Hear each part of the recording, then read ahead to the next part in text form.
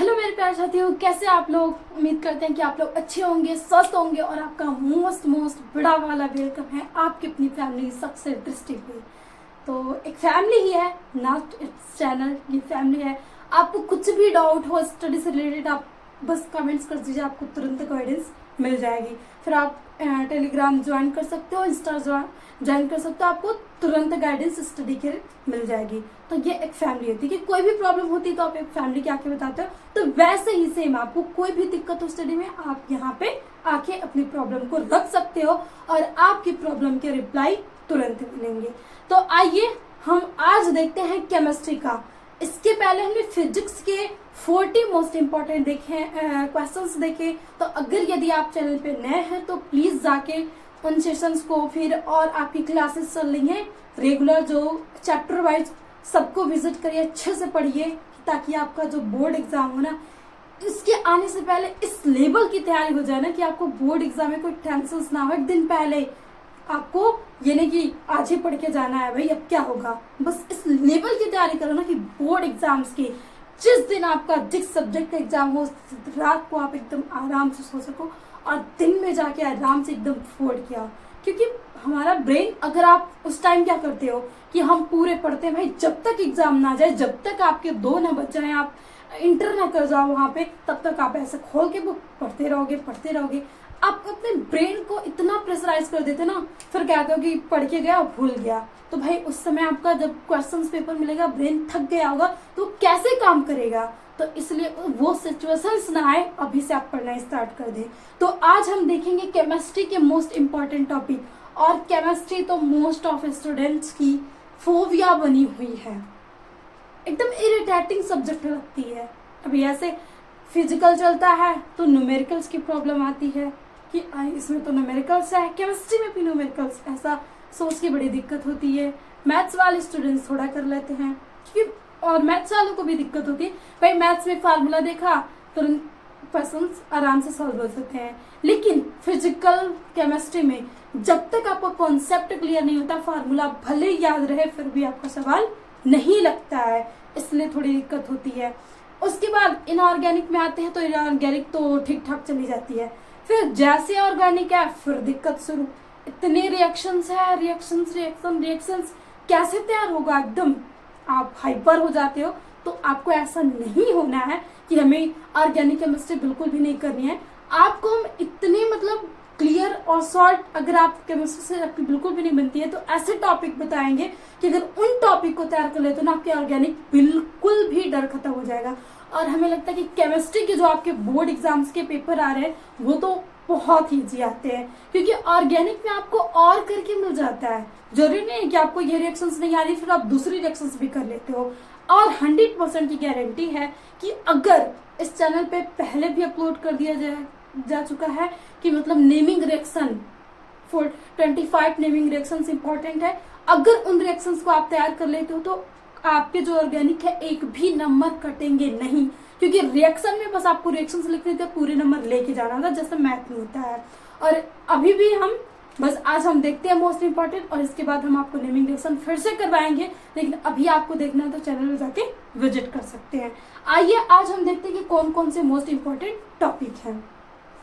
और ये ऐसे ही नहीं है, हमने बहुत पेपर की एनालिसिस करके ये सब निकाला है। देखिए इस पेपर में भी अगर हम देखें, यहाँ से ये केमिस्ट्री का पेपर है अभी 2024 का ही, इसमें आपको सोचिए ऑर्गेनिक में कितने ऑप्शंस मिल जाते हैं। यहाँ पे आप जब भी देखोगे तो 7 हो गया या आपका 6 नंबर का क्वेश्चन हो गया, इसमें आर करके मिल जाता है। और आर में आप देखोगे तो कोई ना कोई नेमिंग रिएक्शंस ही दी रहती है, 5 दे सकता है, 3 दे सकता है, 5 या 3। तो अगर आप 15 नेमिंग रिएक्शन तैयार कर लो ना तो फिर आपकी ऑर्गेनिक एकदम क्रिस्टल क्लियर हो जाएगी, बिल्कुल भी आपको डरना नहीं है। तो आइए हम उनको देखते हैं।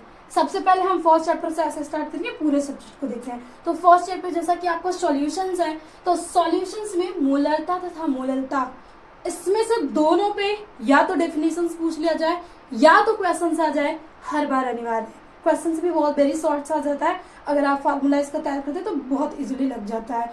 मोलरता बराबर क्या होता है, विलय की मोल अपॉन विलयन का आयतन। लीटर में, और सेम मोललता बराबर होता है बिले की मोल अपान बिले, बिलायक का द्रव्यमान केजी में। तो बस ये छोटा सा एक फार्मूला याद रखना है और आपका पूरा क्लियर हो जाएगा।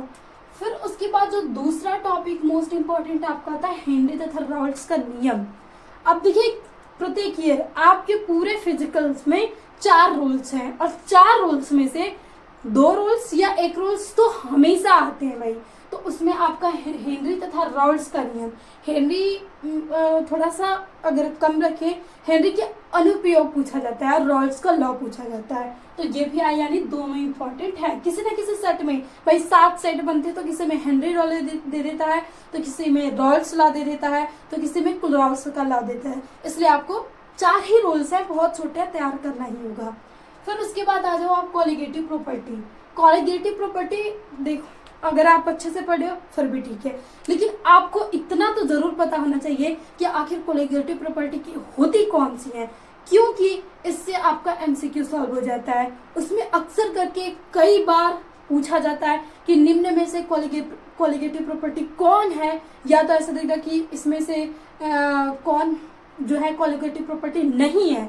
और ये दोनों क्वेश्चंस कई बार से बस एक बार घुमा के पूछेगा तो दूसरे साल मतलब दूसरे लैंग्वेज में पूछेगा, लेकिन कॉलिगेटिव प्रॉपर्टी से आपके क्वेश्चंस आते ही हैं। फिर उसके बाद है पराशर दाब। देखिए पराशर दाब, उसके डिफिनेशंस और फार्मूला, और ये नहीं पूछा मान लीजिए, ये तो रिसेंटली अभी पूछा था आपका 2024 में, तो ये निश्चित है आपको 2025 में प्रतिलोम पराशर पूछे। तो ये दोनों टॉपिक एक दूसरे से रिलेटेड है। अगर आपको पराशर आ गया तो प्रतिलोम उसका क्या करना है, अपोजिट कर देना है। फिर उसके बाद आप आ जाइए कुलराउस लॉ। हमने क्या था कि इसमें 2 से 3 फैराडे लॉ बहुत ही कम पूछा जाता है, लेकिन हेनरी राल्ड्स और कुलराउस का लॉ बहुत ज्यादा पूछा जाता है। पिछली 2024 में भी पूछा गया था कुलराउस लॉ। फिर उसके बाद है विद्युत रासायनिक श्रेणी के उपयोग। आपको जब बुक खोलोगे दूसरा चैप्टर में तो एक टेबल से मिल जाता है, उसमें मेटल्स लिखे होंगे, वही आपकी केमिकल्स सीरीज होती है, केमिकल एलिमेंट्स की सीरीज होती है, और उस सीरीज के उपयोग पूछा जाता है कई बार कि हाँ इसके उपयोग क्या है। वही उसके उपयोग से क्या करते हैं, विद्युत लेपन, फिर ये सारी चीजें क्या करते हैं, अभिक्रिया करवाना, प्रतिस्थापन, ये सारी रिएक्शन 10 में भी आप पढ़े होंगे कि मतलब जो धातु हाइड्रोजन से नीचे होते हैं वो कभी हाइड्रोजन गैस को विस्थापित नहीं करते। तो ये सभी किसके उपयोग हो जाते हैं, आपके विद्युत रासायनिक श्रेणी के। फिर उसके बाद मोलर चालकता मोस्ट इंपॉर्टेंट है, मोलर चालकता से क्वेश्चन जरूर आते हैं। फिर उसके बाद अभिक्रिया की कोटि तथा अभिक्रिया की आणविकता में मतलब क्या संबंध है या क्या डिफरेंस है, कि आप अभिक्रिया की कोटि किसे बोलते हो और अभिक्रिया की आणविकता किसे बोला जाता है। फिर उसके बाद है नॉस्ट इक्वेशन, ये छूट गया था, नॉस्ट इक्वेशन से भी कई बार पिछली बार नहीं पूछा गया, तो इस बार तो गारंटी है पूछने की। फिर उसके बाद ये क्वेश्चंस भाई मोस्ट रिपोर्टेड हैं, और ये आज तक का रिकॉर्ड है कि हर पेपर में हर ईयर मिला है आपको। लेंथेनाइड तथा एक्टिनाइड संकुचन, या तो लेंथेनाइड संकुचन या तो एक्टिनाइड। भाई डी ब्लॉक में इससे अलावा कोई और टॉपिक है नहीं उतना बेसिक, यही है कि आप संकुचन बताओ, बाकी तो सारी चीजें हैं कि याद करना, ये सब तो हो ही जाता है। फिर उसके बाद आप कोऑर्डिनेशंस पे आ जाते हो, और कोऑर्डिनेशंस में आपकी समवेतता हर बार पूछी जाती है। आपकी 4 समवेतता है, उसमें से एक समवेतता आपको प्रत्येक ईयर मिलती है, तो समवेतता वाला टॉपिक आपको अच्छे से पढ़ना है। फिर उसके बाद है वर्नर सिद्धांत या बीबीटी थ्योरी। आपके पास कोऑर्डिनेशन कंपाउंड को अच्छे से समझाने के लिए कई सारी थ्योरी आई थी। सबसे पहले वर्नर ने इसको लाया था, फिर वर्नर ने कुछ कमियां छोड़ी, फिर बीबीटी आई, फिर बीबीटी ने कुछ कमियां छोड़ी, फिर सीएफटी आई। तो इस तरीके से बहुत सारी थ्योरी आती है, तो उन थ्योरी में से एक थ्योरी आता है।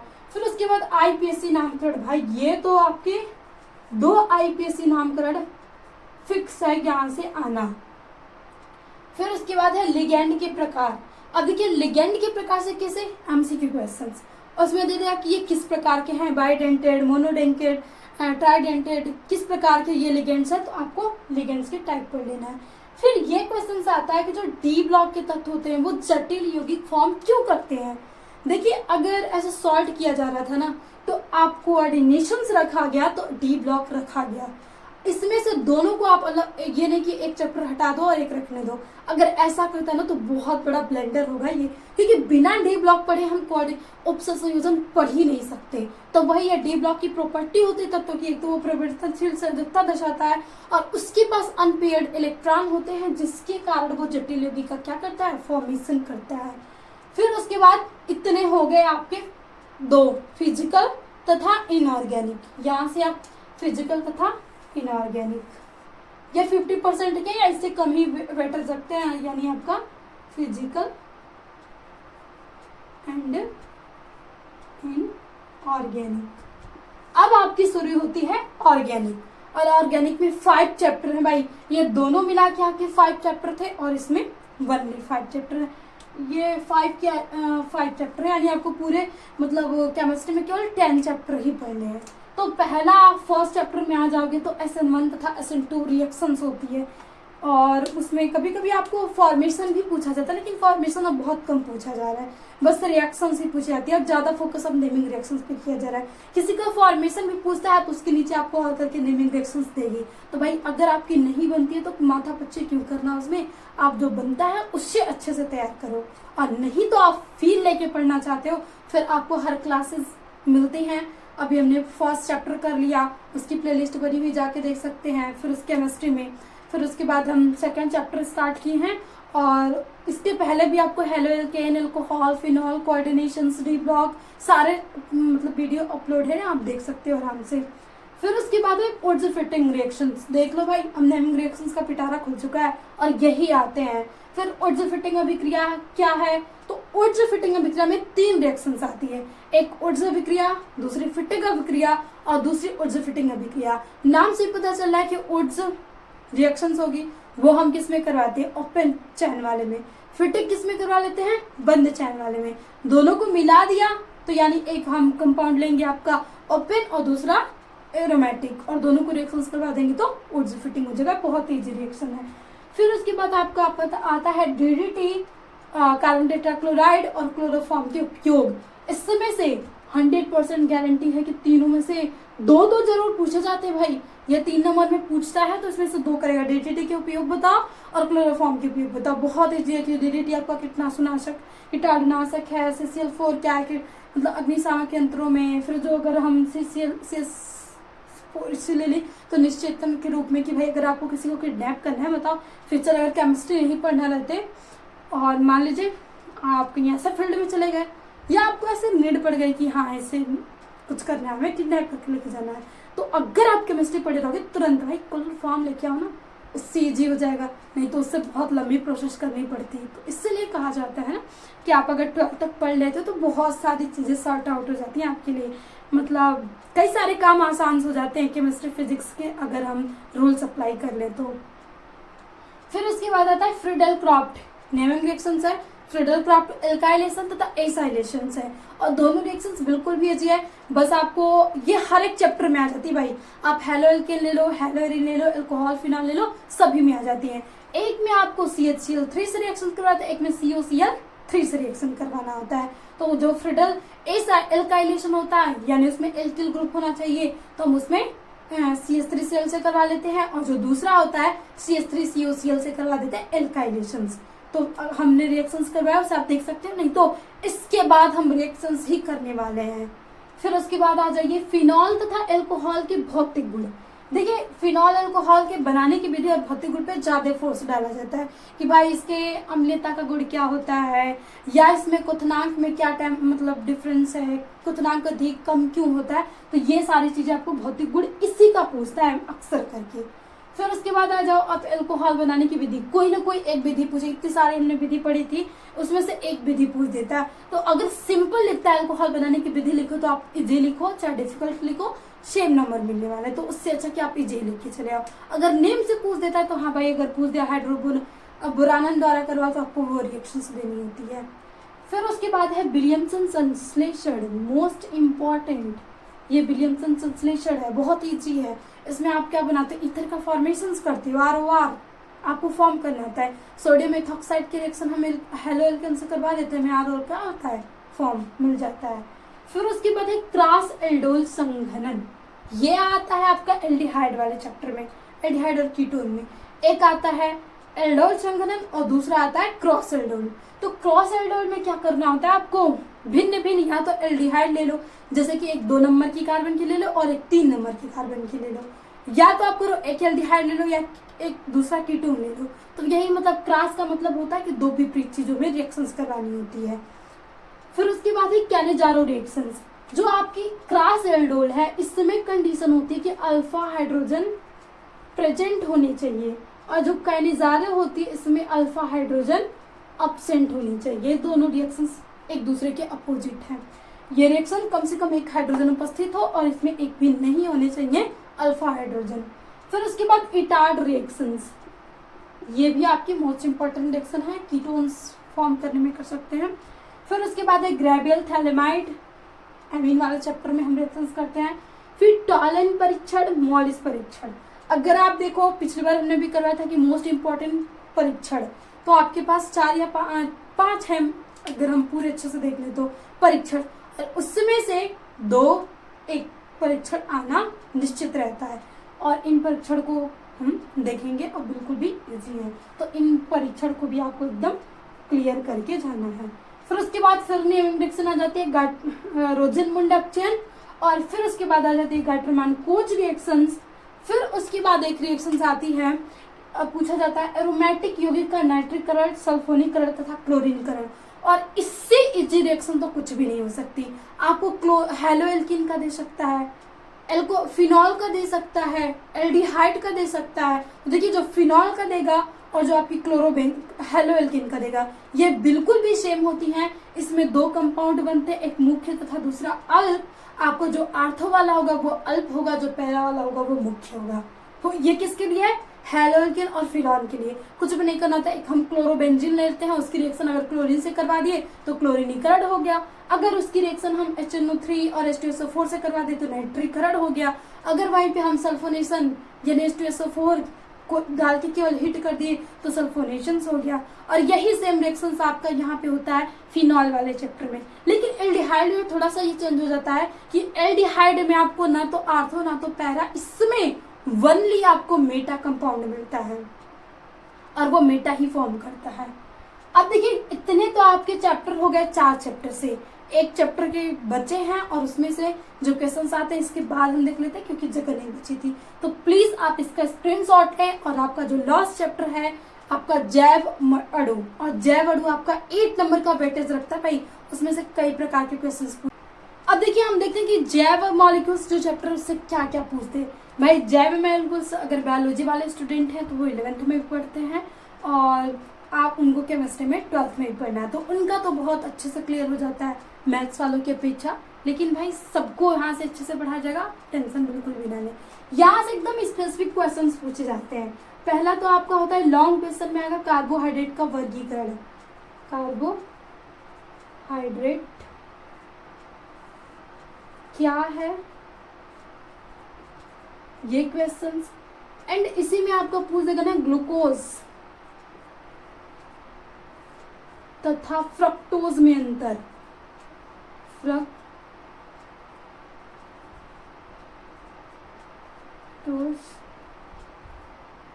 में अंतर, दोनों का फार्मूला सेम होता है, बस इसमें जब हम इसके स्ट्रक्चर्स में देखते हैं तो कुछ चेंज होता है, उन्हीं को आपको बताना होता है।